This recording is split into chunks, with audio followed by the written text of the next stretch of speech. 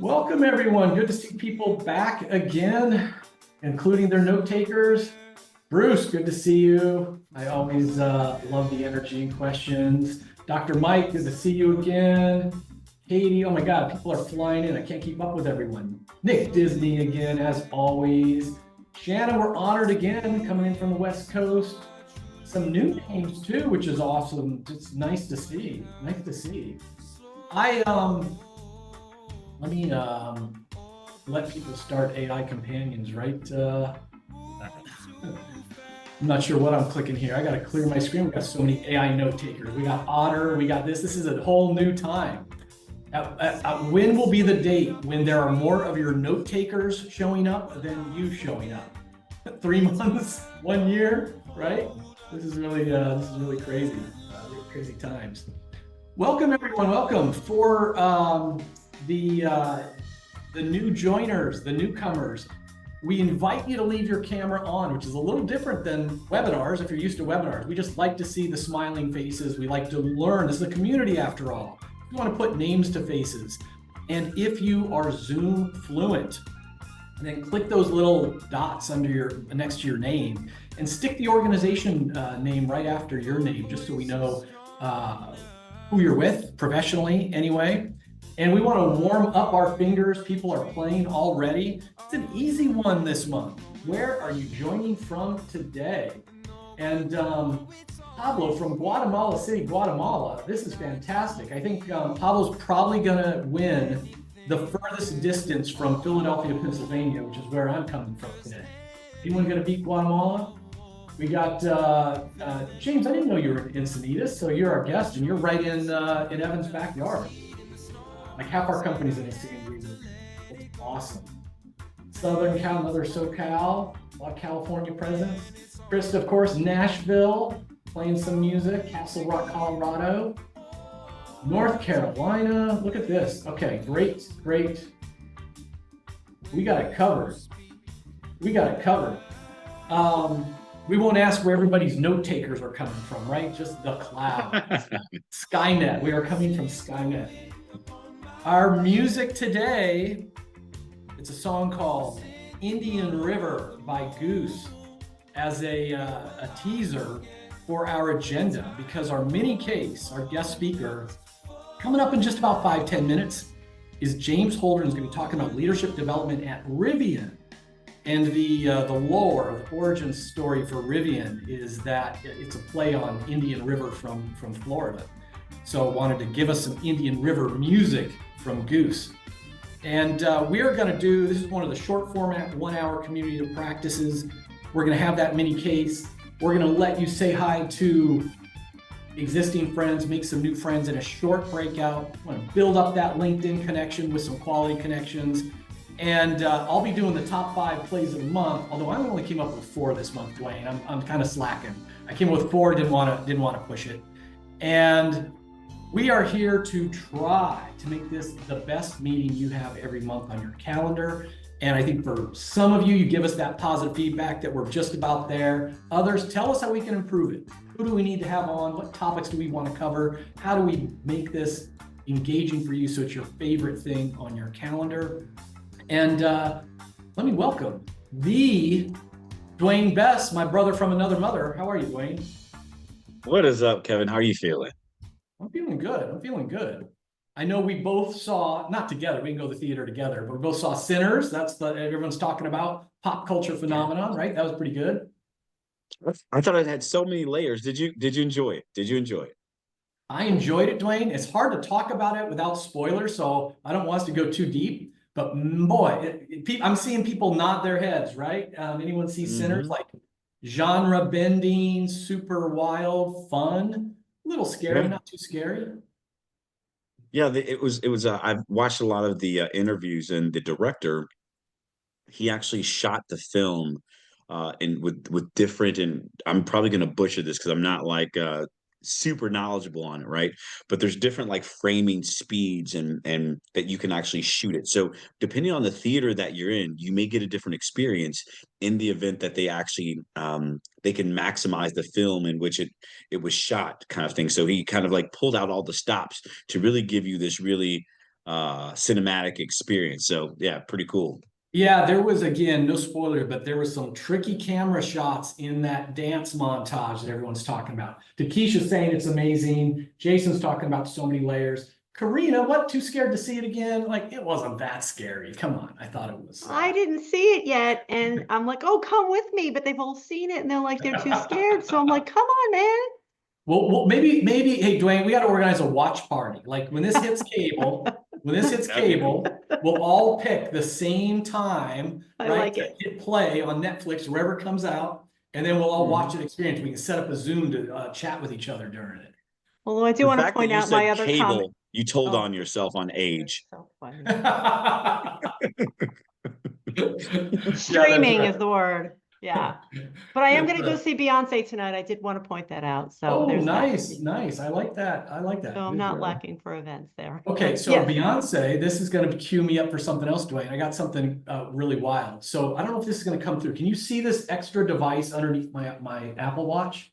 Yeah. That is called a B. It is a always on life recorder. I just started it today because I want my life to be like a Black Mirror episode, you know? So if for anyone who doesn't know, there are 3 companies now that you can buy this device and it records everything. Everything you say. It's an always on recorder. And it knows my calendar, my email, facts about me. And then it creates a daily AI journal, an AI generated diary. And Are you track. serious? So I could say, like today I had a meeting with my financial planner. And so, the whole meeting's recorded. I get notes generated, but I could go back a year from now and be like, hey, didn't John tell me about this investment, blah, blah, blah, and it can find it and tell me about it. I'm going to my doctor on Monday to go through annual labs, all this stuff. I have a really funky like longevity doctor. I don't have to like turn on anything. It's just going to record my life and then give me a summary of the doctor encounter and a record of it for the future. And how freaky is this, Dwayne? People are using it as parenting coach. So they're wearing it like all the time and then asking it to give them advice about how to be a better parent. And it'll say, hey, when your kid said this and you said this, a better way you could have handled it. Pretty freaky, right? No, it is. I could Type also the see word this creepy huge, in the chat if you think this is totally creepy. but I could also see this being huge for like a caregiver for loved ones, right? Or Yeah. recording, trying to really, let's say you have a mom or dad and they're at a certain age, to really understand who they are, to get their last days of journaling or the whole. I mean, so many ways Yeah. that this could be used. This is cool. So years ago, again, this is just geeking out, but I promise I'll do a quick tie back to L&D and leadership development.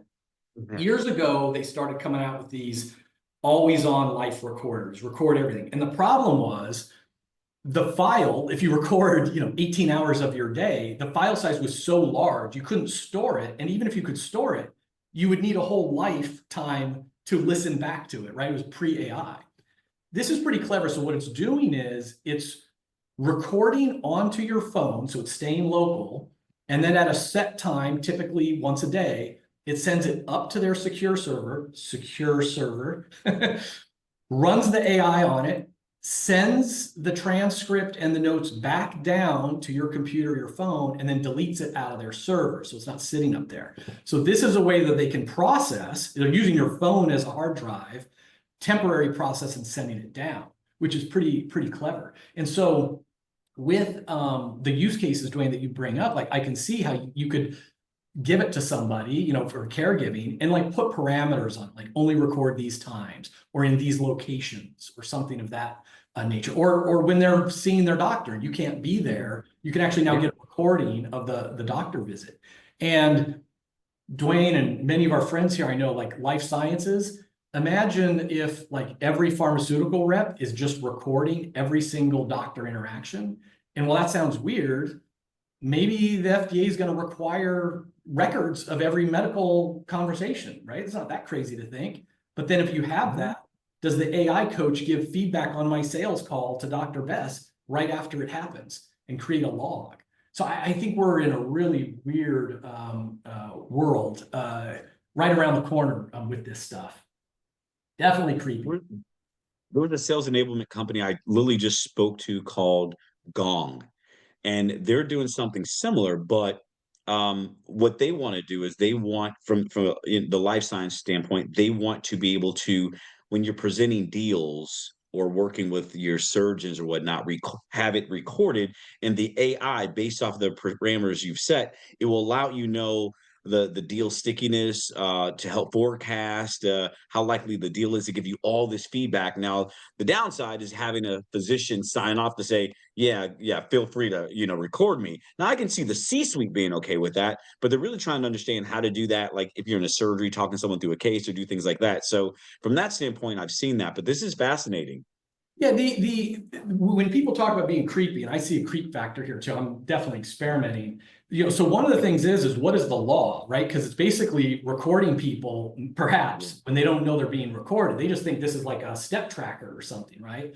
And so in 39 states, it is legal to record with one-way consent, meaning yourself. So you could call someone and record them. That's legal in 39 states. In the rest of the states, you need two-way consent.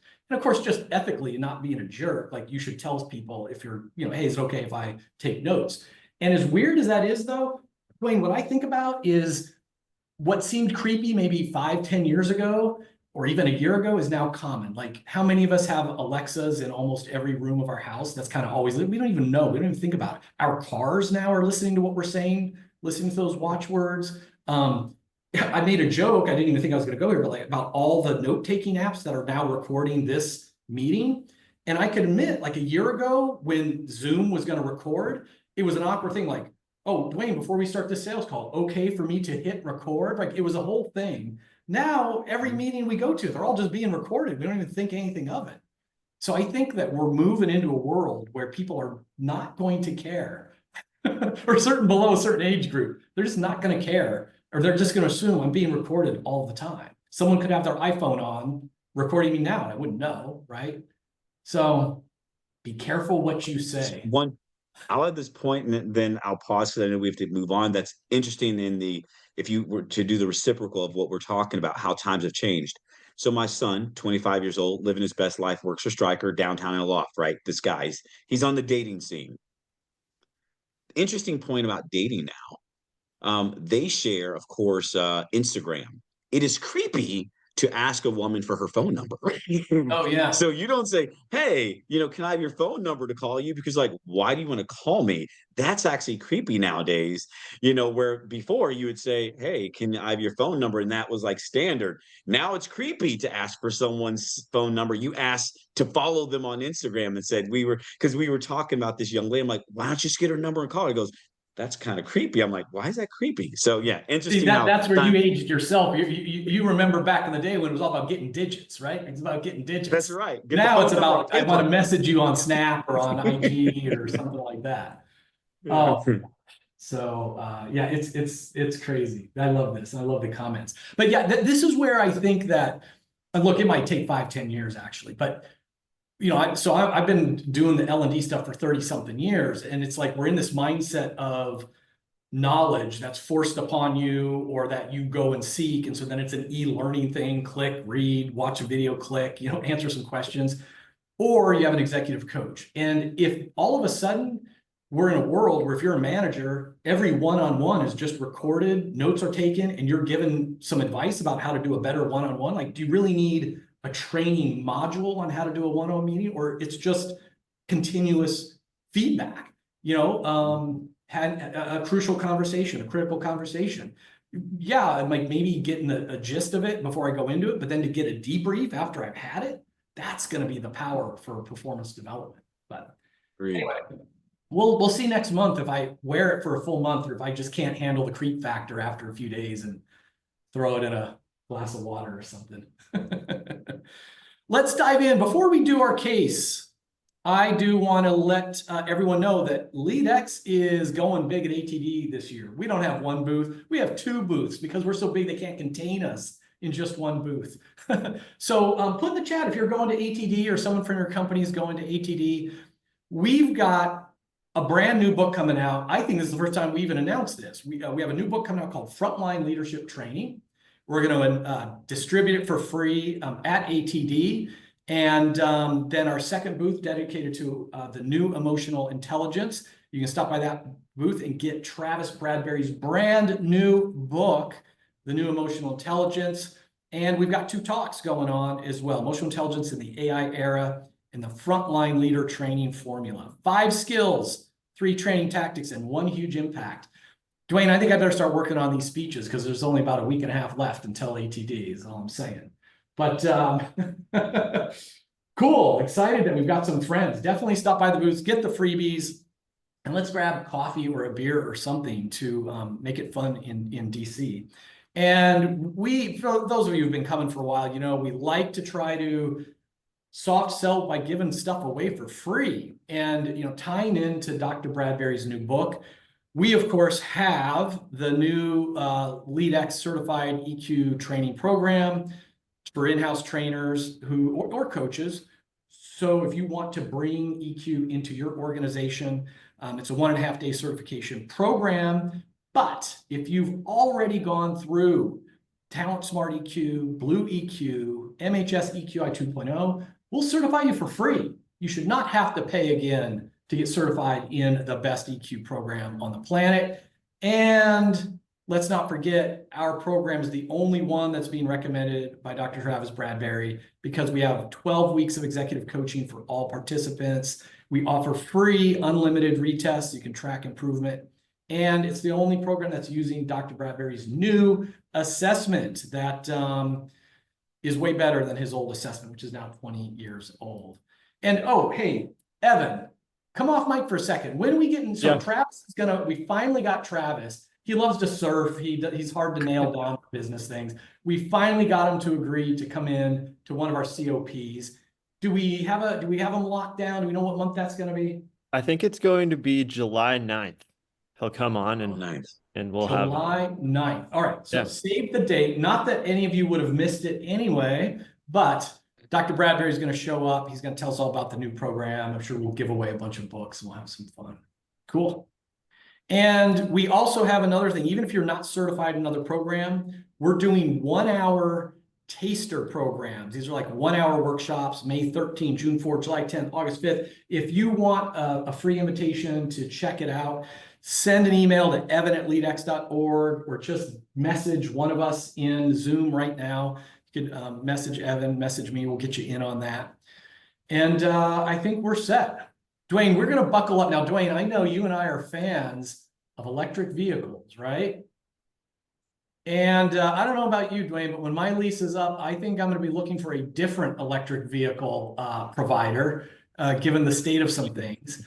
And so I'm excited. Today, we're going to learn a little bit about the company Rivian and how they do leadership at Rivian. And it's my pleasure to introduce James Holdren. James, thanks for joining. Thank you guys for having me, man. And thank you for the invite for this. And Kevin, I know I've said this on LinkedIn a few times, all this stuff, but thanks for having this community. It's great to have a monthly community where you can go talk to people and not feel crazy about some of the things that you're like working through and some of the things you're trying to jump through and all that kind of stuff. And so, Trish, I agree.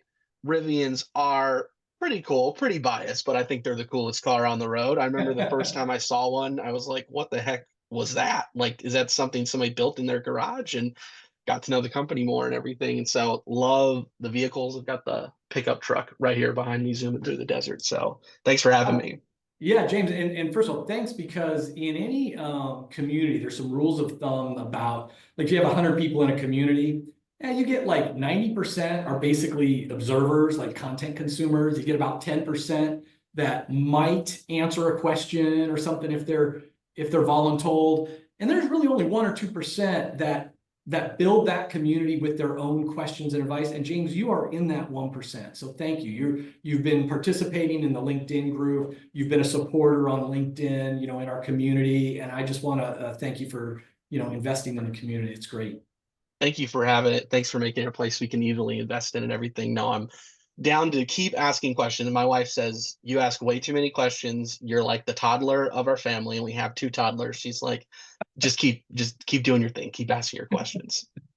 Now, James, we're going to dive into leadership development at Rivian, but we are a big happy family here, and people like to get to know you personally. So where's home for you? What do you like to do when you're not working at Rivian? Yeah, so home for me, my wife and two kids. I have a set of twins at home, Birdie and Juniper. We just moved from Phoenix, Arizona, where I lived for about the last 15 years, to North County, San Diego area. So if you're familiar with the area, close to like Carlsbad, place like that. We moved here to be close to family. So we moved here in December, January of early this year, late last year.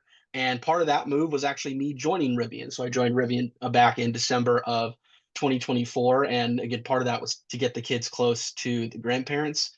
Once we had Smart. the kids, everybody was like, yeah, maybe you guys should move out here and get a little bit closer and everything. And we're like, well, make it happen. And so with that, outside of work, I mean, full-time parent, that never Yeah, that's a stops. lot. Love my kids. They are the best, like super fun all the time.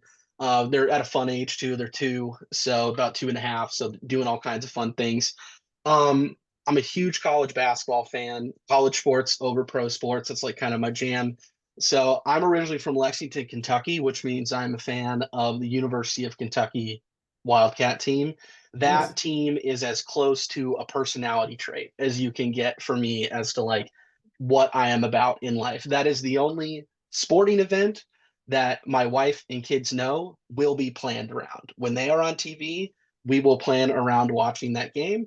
And if the kids want to watch, they can watch. If not, they can do something else. But we're going to do this. And so that's like the one sports concession we have in James, our I was in our gonna say relationship you'll in our find family. out if not in the chat, then probably on LinkedIn of who's also a fan or an alum or who's against you. You're gonna find that out real fast. Yes, Louisville, any Louisville fans or Indiana fans need not message me. We'll just coexist together and be friends from there. Be friends from afar. I love Just it. I kidding. love Feel it. free. So James, with Rivian, so give us a high level for those who aren't familiar. What's the company do? How big is it? Where's their headquarters, maybe? Yeah, so Rivian is an electric vehicle manufacturer, and so they are in their early stages as a company in kind of the macro sense. So they're about 12 to 15-ish years old. They've been producing cars for the last 3 to 4 years. And so before that, they're obviously kind of scaling up, building the business. And so they build two vehicles right now, the pickup truck and the SUV, with more to come out in the next few years as they kind of scale production. We produce mostly within the US, pretty much solely within the US. So that's where things are kind of manufactured. Corporate headquarters is located in Irvine, California. That's about an hour from me and close to kind of like Disneyland, if you're familiar with that kind of part of the world. And we've got right now an employee base, I think I'd say around like 14,000 ish. And those are spread out though throughout the US. And we do have international presence as well with employees located across the world. James, when I was doing a little homework for this, that employee base shocked me. So I think of Rivian as a startup. I mean, it's a car company, so it's got to be a certain size, but startup car company still. You don't see a lot of Rivians on the road. And if I had guessed, I thought like, I don't know, 2,000, 3,000 employees, mostly in manufacturing. You're over 10,000. You're a pretty big company already. Is that building the cars, or what's the breakdown of manufacturing versus non-manufacturing? Yeah, so huge part of the company is manufacturing, building the cars in Illinois. The another really large part of Rivian is what we call our commercial side, which is where those are our folks who are our service technicians. Those are our folks who are a part of the supply chain, who are delivering vehicles, run our like sales places, all those kinds of things. So that's a huge presence because we want to be able to serve lots of vehicles. We want to be able to take care of our owners and leasers when they have a vehicle with them. And so I would say they make up a pretty sizable chunk. And then maybe the third large chunk is like our kind of engineering product population, because we create a lot of things in house, we manage a lot of things in house. And so that requires a sizable engineer and product team to continue to create, cultivate, improve all those kinds of things. So, and then within that, there's other kind of groups too, but those are kind of the big three buckets, I'd say, where lots of people are coming from. And so I'm just guessing, but like with 14,000 employees, you might have 2,000 people managers, give or take. Now, in your role with leadership development, are you working to develop all of those or only like a certain subset of the managers? Good question. Everybody. So if you've got a direct report, you are going to see my name and face come across your screen at some point. I'm reaching out to you. And so we have different kinds of development for different levels of people leader and different kind of experiences that we're working with too. And so, but in general, if you have a direct report in our book, that's going to qualify you for development in that kind of space. We have development offerings for people who don't have direct reports yet, but that's kind of how we define it. And I always like to start at high level. And, I do a lot of case studies in this area. And I would say, well, less than half tie their training to a competency model, either because they don't have a competency model or they have a competency model, but they're like, well, that was nice, but we're going to go train you on all this stuff instead. So let's start with the do you guys have like a hard list of competencies for each manager role that it's like everybody knows it and you're evaluating to it, or is it like, yeah, it's there, but it's not really how we were doing our training? Yeah, it's a good question. I think right now we somewhat have competencies. They're kind of built and being built at the same time. And so they're not equally known across every part of the company, not equally used across every part of the company. And that's a big part of what we do in leader dev at Rivian is we help to popularize those things, or depending on the stage that we intersect with, we actually help to create them and help to have like an input into what level of leadership competency should look like and how applicable they should be across the board versus unique for different leaders who are in different parts of the company and may require some different skill sets and whatnot. So I'd say it's a mix depending on how nuanced we want to get within that.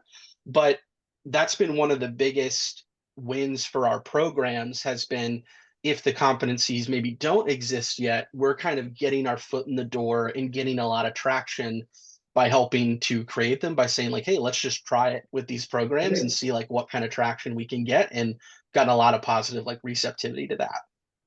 And the other, I like going right to the controversial thing. So the other thing we see in our annual surveys is like, let's say for frontline leaders, about half the companies, a little more than half, like don't require any training. I can get promoted into frontline manager training. I could be responsible for 8 lives. And it's sort of like, you don't have to take any training, or it might be 5 years from now. The other half, it's sort of like you've been promoted, you have 30 days to go sign up for this program, and it's a 1 month, 6 month, 1 year, whatever it might be. What camp are you in? Are you requiring managers to get training? Good question. So I think depends on the level that we're talking about to some extent. It depends on the exact training. So you'll see I get quick into nuance and details, so anybody can tell me to be quiet at any time. That's another thing I hear in my family all the time. It's like, dude, just say yes or no to the question and move on. That would be a very boring interview, James. You just keep doing, yeah. keep doing so you. Just a lot of yes, no check boxes. But we are in the process of moving towards more of a place where more things are required than less. And we are in a process of integrating development into our talent management processes and our talent acquisition processes as well, to make those a little bit more required to consider somebody for a level of leadership, for example, or to compare somebody who might be looking at a leadership position to the current body of leaders who exist for that. And so we're making steps towards that right now. That was one of the big things wanted to work on with that, and wanted to kind of move forward to have sort of institutional push and pull behind a lot of those things. Because if we're like the canary in the coal mine, just kind of like yelling of like these things matter, that's not going to be the most successful thing. We want to have everybody on the same page. And the good news is like people have been really receptive to that, of being institutionally aligned about those things. And so it's made progress really fun. Right now, what we require is you have to complete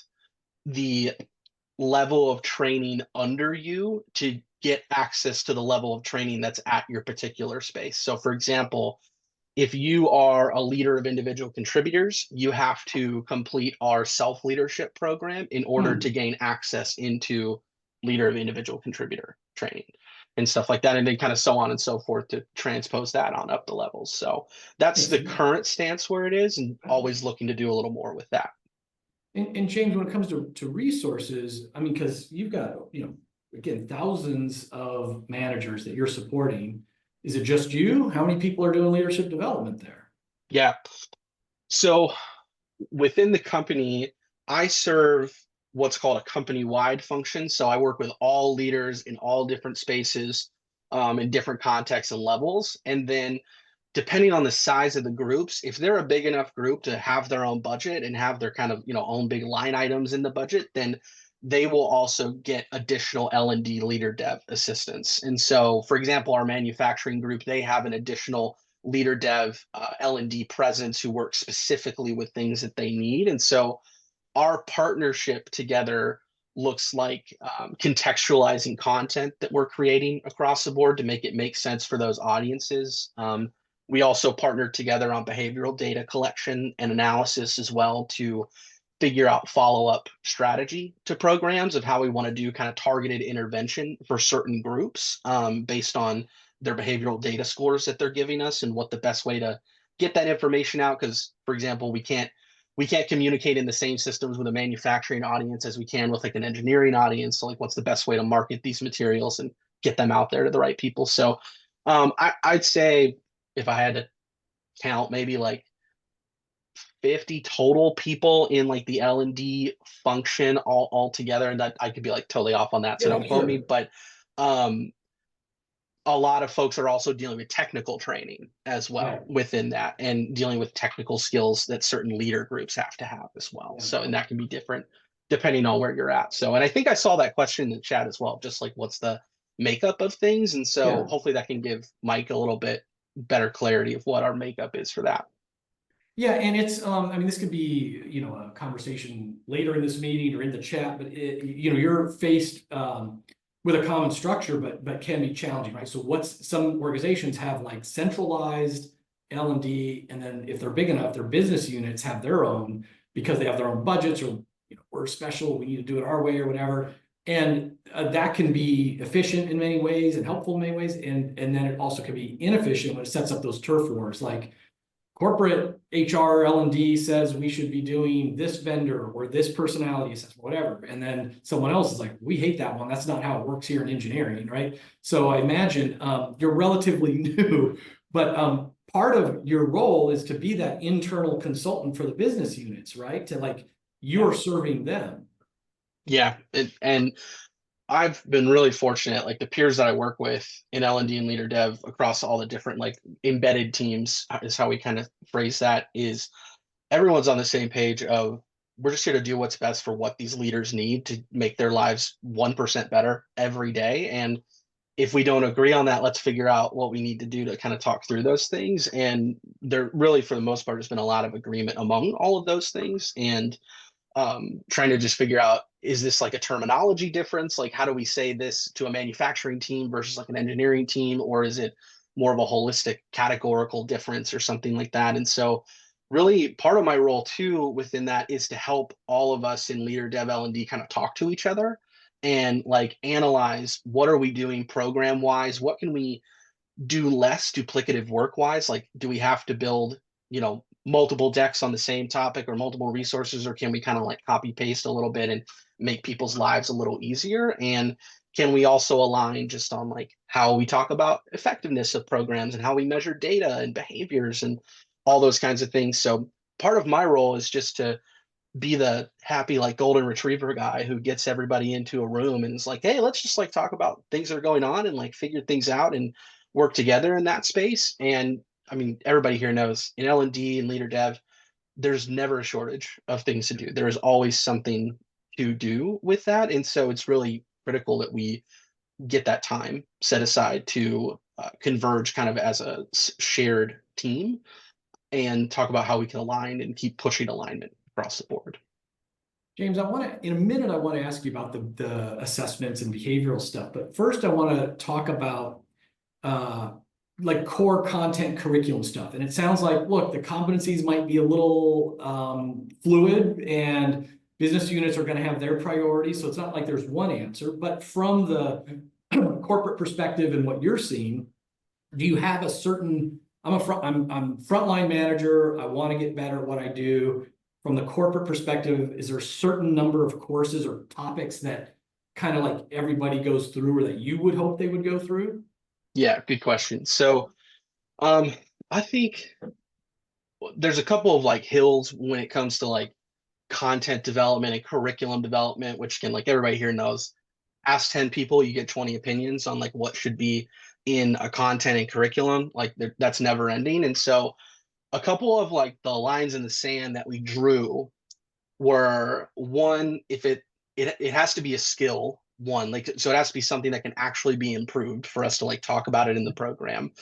Two, it has to be something that that level of person actually does in their regular job. So for example, if you're an individual contributor, an emerging leader who's looking to become a titled people leader, we're not going to teach you how to conduct a performance management session, because you're never going to do that in your job until you get promoted. So we're just going to wait until you can actually practice that. Like, I think the evidence is clear that if you can't practice the skill, you're just going to forget it anyway. Your brain has a limited amount of space to kind of keep things. It's going to push things out that it doesn't need.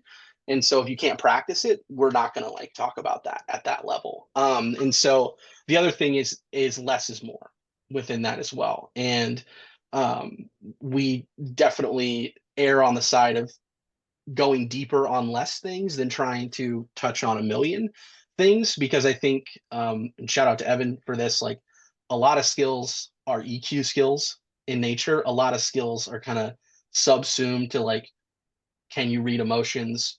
Can you conduct conversations with people? Can you read body language? Like all these kinds of things, right? And so we choose to go deep on things that have the most applicability. So our emerging program is called Self-Leadership. In that program, we talk about self-accountability, how to manage your emotions through change, how to have kind of productive conversations when there's disagreement and conflict, and then how to kind of monitor your own performance and set strong goals for yourself and push yourself forward. That's like non-negotiable at the individual contributor looking to become a leader level. At the leader level right now, we talk about self-awareness, feedback, coaching, and psych safety. Those are the big things that we speak to. Like, every leader really needs to know about these things. On the coaching material, are you using for the model, are you using Grow Coaching, another one, something you've homegrown? Are you familiar? We refer to Grow, but one of the things we're really careful of is model muddle, of just like, there's a million models to like remember, and like I can't even keep them all straight of like what they all mean. So we don't ask our participants to memorize the model. We ask them to memorize the emotion that comes with the skill, because I think there's also significant evidence that if learning is attached to an emotional feeling, that's more likely to kind of hook into the brain and stick. And so, for example, for coaching, which is, and Kevin, sorry, this is a little like tangential to the question, but we ask them not to memorize the Grow model. We ask them to memorize, how does it feel when you want to jump in and give somebody the answer, but you ask a question instead? Like, how does that feel for you? Like that, and that's what we want you to hook on, because the skill of coaching, for example, is the skill of being able to not input your own solutions and help somebody like get their own solutions for themselves and become more self-sufficient. That's the actual skill that we're talking about. And so that's a lot of how we build our content and curriculum as well. Is like, what's the actual skill we're trying to ask somebody to do, and how do we get as close to that as possible in the content? James, I know Evan and I have goosebumps right now that we'll be doing lots of follow-up work with you, because you're speaking our language, and it's quite unique. I mean, you're dropping some knowledge, some wisdom bombs here about like, that's interesting. It's not about the model. It's about like the emotion and like controlling how you feel when you just want to give them the answer that you know is right there. It's really powerful. I'm gonna pause and ask. I've got more stuff I can go behavioral, but does anyone want to raise their hand to ask a question? We want to go for about another 5 minutes with James here. Otherwise, we could take some from the chat. While do you see one there you want to grab, James? I'm looking through. Let me take a look here. Lisa, I saw you ask, how do you currently evaluate your programs, communicate the data to like the executive level to prove value, all those kinds of things? That's like the question, right? Of like, how do we prove the consistency of value of like what we're bringing to the table? One is, we have made a sharp distinction and some of our programs are also in pilot phase. And so we're kind of collecting initial data and like showing those kinds of things. But One of the things is we have said from the start that our goal is the same as our executives' goals, which is to make people better at their job and to give people better managers. Like that's in the end of what we're shooting for. And so whenever we are, for example, kind of marketing, quote unquote, to our higher leaders, we always say like, hey, this is how we gave you a better manager this quarter, or this is how we gave you a better manager this year. And that's where we're going to point to a lot of the behavioral data. So for me personally, Lisa, for that question, I rarely point to like, here's the number of people who completed the course, like here's our completion rate, all those, or like even our satisfaction scores and stuff like that. I mostly am communicating about behavioral rates and like, hey, people who went through our program got 10% better at giving feedback this year than people who didn't go through our program and things like that. So Based the on natural surveys? question after that becomes, oh, well, like if people got better, how many people went through the program and how do we get more people into the program and like all those kinds of things. And so I think we kind of lead with the carrot almost in that kind of marketing to try to like go deep on that stuff. And so James, let me yeah. interrupt you on behavior change. Are you asking them their own opinion? Are you doing 180s, 360s, employee engagement surveys? How do you measure that? Good question. So it depends on the level of leader that we're kind of talking through. If it's somebody who's an emerging leader or a leader of individual contributor, we do kind of like formulated 360-ish adjacent kind of things. We kind of built them in-house with different systems to do that. Then if they are a higher level leader, like a senior leader, maybe a leader of an organization, that's where we are looking at creating a what we call behavioral health diagnostic tool, which that's where we'll be able to give them relevant data around like their organization's engagement score, their organization's attrition score, their retention scores, like all these things. And we do that at that level just because the data is available for that level of leader. Once you get more to the granular level, the data isn't quite as available at that kind of space. So that's kind of why we do it there. But everyone who goes into our program is getting some behavioral data. And the other thing is, as part of kind of entry into the program, one, we don't allow people to enter the program without completing behavioral assessment. So that's kind of your ticket to entry. And then also we force is a strong word, but we force a conversation between the leader and the participant to go through the program and kind of explain the difference in their assessments with each other and explain like why they graded somebody this way versus how they graded themselves. And those have been really, really fruitful and productive. James, I just want to underscore that 'cause it's so rare, like that you need to complete the behavioral as a ticket to get into the program, but we're going to force a conversation. And so many people are asking about, oh, it's activity metrics. How do you do this behavior stuff? You're showing that you're doing it even in a large organization. We're going to move quickly. Dr. Mike, you've got a question with your hand raised. Yeah, thank you, James, for this. And I'm just curious about the role coaching plays in the organization. My coach heart was happy when you talked about attaching the emotion of what does it feel like when you want to jump in, but you hold back and you create space for the coachee. I don't often hear that language. So I wonder, what role does coaching play at Rivian? Do you follow ICF practices? Do you have coaches, or is this just part of the L&D curriculum? Yeah, I would say probably the third one. It's just a part of the L&D curriculum. We don't have a specific practice that we follow. I'm sure there's people who are influenced by different ICF or Hogan or like all kinds of different things. I'm sure there's people who are influenced by those things, but that hasn't become like a mandatory way that we talk about coaching within the company. Really, the most consistent way that we talk about coaching is the process of building self-sufficiency in your employees versus the process of addressing mistakes or even addressing things that people are doing well, and we really try to draw a sharp line between feedback and coaching in the company. Great, thank you. Mike, this is a great question, because when you hear what they're doing, it's such a coach approach. Like it's what an ICF certified coach would be like. If I had control of the L&D department, this is what I would be doing. And it doesn't happen that way usually. It's fascinating. Even your language about making it essentially co-creative rather than dictating to the other, that is completely what the ICF advocates, but it's super rare because it's timely and requires effort compared to just telling somebody what to do. Yeah, exactly. So Kevin, James, if you're okay, there's a couple of questions that stood out to me in the chat. I think are like really, really important to kind of dig into. So Carolina, you asked about like how do you isolate training as the variable?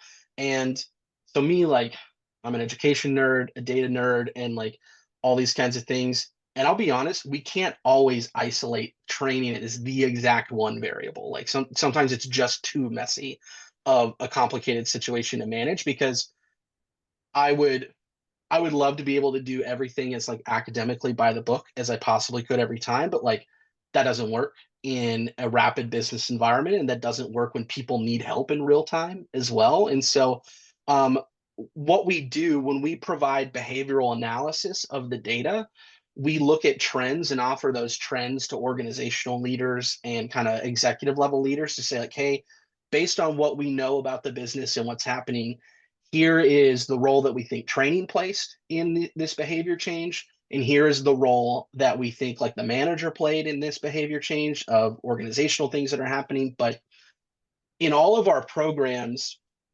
we also view all of our programs as manager enablement programs. And what I mean by that is, if you are a leader of a participant, we are also, whether you know it or not, going to make you better at your job if your person's going through. So if I'm a leader who has an individual contributor who's an emerging leader who's going through the program, because of how much like follow up and nudging and pushing that we give to leader of participants to hold them accountable to involve themselves in the program, most people are walking away saying I have a better relationship with my leader, and my leader is better at their job now, having gone through the program. And we do that at the different levels. And so I say that because to that question of like, how do you isolate the variable of training?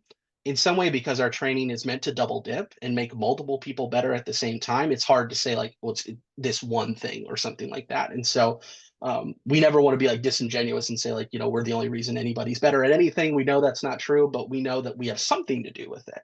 And we know that there's a significant improvement of people who are in the program versus people who are not in the program as well. And so there is that kind of isolatable factor within that.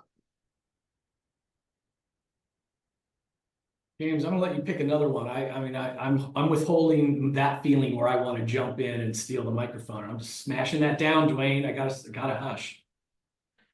So I'll combine a couple questions here. Like there's a question about AI and modalities, and I think those all kind of like run together. Um, AI, it depends on what we mean by AI. Like, you know, we use like Gemini and things like that to help like write test questions and like do all those kinds of things. We also use Synthesia as a tool to create like generative AI video. It helps kind of make punchy, short, quick content for people. And it's a really helpful kind of retention tool in the program as well. We send it out based on people's behavioral scores and kind of what they can improve on. Within that, we do mixed modality. So our emerging leader program is almost exclusively done through e-learning, but it's a combination of e-learning and a ton of nudging and a ton of follow through. Kevin, to steal your phrase, our emerging leader program is a mullet, short up front, long and flowing in the back, tons of pull through. And in fact, we have 90 days of pull through for that program. And it's because to me, the only thing that matters is, did you get better at your role and did you make other people's lives better through that? And if we can get close to that, then game on for that, right? And so we use e-learning. We definitely do instructor-led virtual in-person things as well when we feel that the need is there for it. We definitely view instructor-led training as the Super Bowl, which is like, hey, if we're going to pull you off the floor and not deliver something to you in the flow of work, then this had better be worth your time to jump into it and everything. And because we know that's the historic problem with training, right? You take it when you don't need it, and then you run into the situation, and then you feel like you have to go learn it all over again. And I'd say, Megan, for that question, like, do they ever get annoyed, frustrated? Like, I'm sure somebody is annoyed or frustrated. Like, I'm not going to claim 100% happiness, but most people I've found, and this has been one of the joys of working here, has been people want to be developed. They just want to be developed in things that are relevant to their role and are going to help them in their career, help them in their job day to day, all those kinds of things. And leaders want that too. And if the leader of the participant can see the value, they will do the work for you to like nudge, push, contextualize, all those kinds of things. It just takes a ton of effort to like bring in those leaders and participants for that. So On a mass scale, Megan, I'd say no, I don't think people are annoyed. Or if they are, they just don't tell me, or I just ignore it or something like that. That could be it too. And most of our follow-up is pretty automated. So it's calendar reminders, it's built-in automation into our LMS system that we use. It's those kinds of things. Every once in a while, I'll reach out personally to people in doing that, but it's pretty automated for the most part. I'm gonna make an executive decision here, Evan, and everyone, that as much as I love the social capital stuff of those breakouts, we have some rare minutes here with James, and I want to keep him cooking. So I'm gonna not do the breakout this month and give us a little bit more time with James. And James, let me, well, first of all, there's gonna be a tactical one, because I know everyone's gonna ask, what LMS are you using, if you care to share? Yeah, we currently use Cornerstone. So that was there when I got there and everything. And we've been able to find some really creative ways to use Cornerstone as a behavioral tool, not just as a content uploader tool. And so that's been a lot of fun, honestly, to figure out how we can creatively use the LMS as a behavioral push for that. I'm going to come back to the chat questions in a minute, but I want to go back to, because I'm a big personality geek. So you using anything as a standard tool internally, like a DISC or an Insights, MBTI, Hogan assessments? We mostly use DISC for our self-awareness cultivation. And so we do it mostly because it's the easiest shared language across multiple groups of people. It's the most easily understood, I think, report. There's certainly reports that you could get that are maybe more detailed or much more nuanced or all those kinds of things. But for the audience that we're working with, DISC serves us pretty well to start that conversation of self-awareness, because for most people, this might be one of the first times in either their professional life or maybe even their personal life that they've spent this much time digging into themselves in an intentional kind of way. And so we want to not provide too many barriers to entry to self-assessing and kind of introspection and all those kinds of things. I love it. Tell us a little bit more about the instructor-led classes, in person, virtual. What's the format?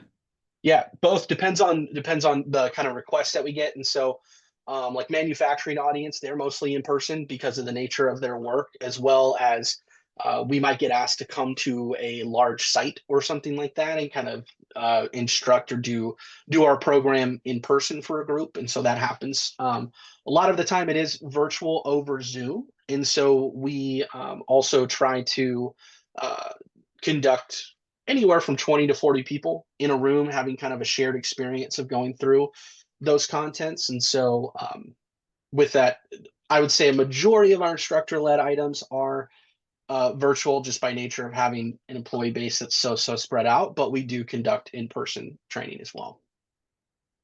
James, you haven't been in your role a whole long period of time, but have you been there long enough to know like any lessons learned? Like, have you heard like, we used to do it this way, but now we've improved it, or this is an area that we need to improve later this year? Like, what's on your roadmap?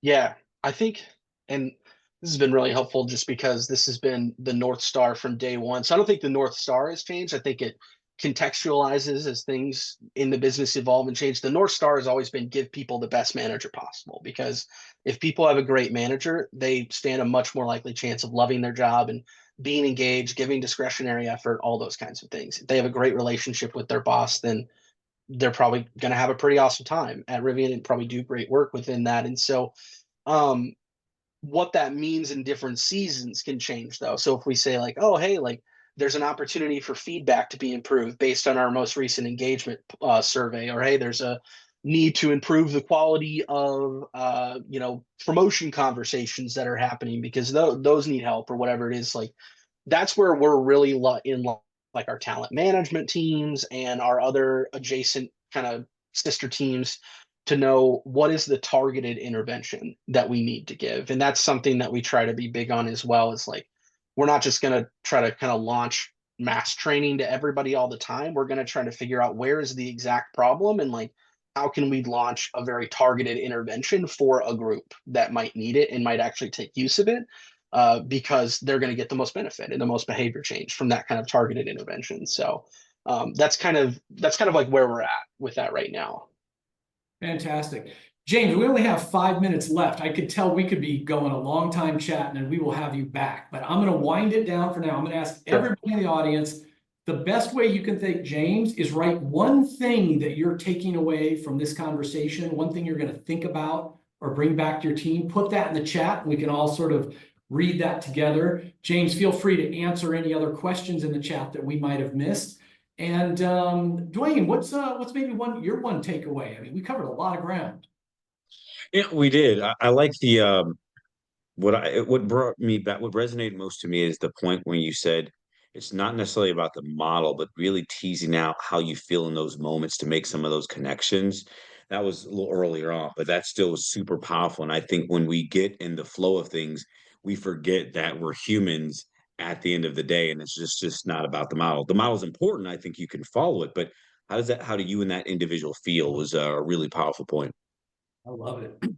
With the couple minutes that we have left, I am going to just cover our very quick top 4 plays. This is a playful take on that for sports fans, the ESPN plays of the day. It's just things that caught my eye throughout. And, you know, I keep an eye on the Gallup stuff pretty closely, and their big headline, global engagement falls for the second time since 2009. Normally, I don't think much of these headlines, meaning, look, the real headline is employee engagement still stinks, right? It's now this is global. US is much higher, thankfully, but the big headline is it's still bad. But this is, when you look at this trend line, it does make you wonder, like, like what is going on suddenly in the last, you know, three to 6 months that's causing us to start to dip down again. Go to Gallup for more information about that. And then I saw from Talent Strategy Group this report, Critical Roles Report 2025. And it's not about what are the critical roles.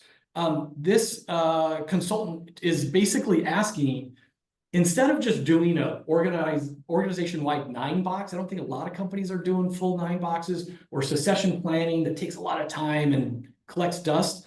Have you at least identified the critical roles which disproportionately impact your ability to achieve strategic or value creation objectives? And so at each, you know, definition, what percentage of companies have identified these levels? I just thought it was an interesting way to think about succession planning. Critical Roles Report 2025. This is a big one. Future of Jobs Report from the World Economic Forum. Carries some weight. They invest some time and money, and it's widely read. Look at these top ones: analytical thinking, and then a whole lot of emotional intelligence related stuff. Resilience, flexibility, agility, leadership and social influence, creative thinking, motivation and self-awareness, empathy, active listening, EQ, EQ, EQ. We, of course, are leaning really into this because in the AI world, when every object on our desk has like genius level IQ, you know, it's about our emotions, our relationships, our ability to connect with others. It's about agility. It's not about ability anymore. And this really just underscores the things we should all be working on, and perhaps the things you want to make sure you're offering your constituents in the way of training and development. And the last one's a little bit different. Warren Buffett, the great Warren Buffett, announced he's retiring. And at his final meeting just on May 3rd, he says, who you associate with is just enormously important. You're going to have your life progress in the general direction of the people that you work with, that you admire, that become your friends. You're going to go in the direction of the people you associate with. With all the advice that the great Warren Buffett could give, he's talking about social connections and community, which I thought was really important to share to this community. Dwayne Bess, we are at the top of the hour. I want to thank James, first of all, for another fantastic presentation. Dwayne, thank you for joining. And send us into the weekend. We got a Friday, we got a weekend. Give us some message, Dwayne. Well, I'll say with 5 months in, I'll pull this out of the archives that I shared with the story that I shared with my son this week. And it's the story of the one ranger, one riot.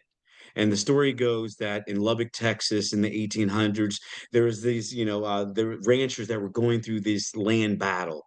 and this big riot kind of breaks out and everyone's feuding. So the mayor calls ahead to Austin and says, "Hey, can you send us some Rangers to help us out?"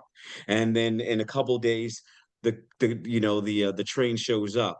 One Ranger hops out and he's like, "Where are the rest of them?" He goes, "One Ranger, one riot." So when I think about that, I say, hey, we're 5 months in. We may be in a place where we've kind of hit our head, or we're feeling down and out. And I'll say to you that sometimes you have to just own your outcome, and sometimes you may understand that you're the answer. You're built, you're wired, and you're engineered for the situation in the life that you have. So as you look at the rest of the year, understand that you may not have the resources, there may not be anyone there to help you, but you are definitely the answer. One riot, one Ranger. Dwayne, thank you so much. Thanks everyone for joining us. See you next month, and hope to see some of you at ATD.